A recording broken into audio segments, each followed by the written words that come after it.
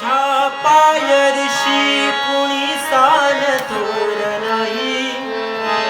San सुध्या काळजाची तुझ्या करई, तरी देवा सर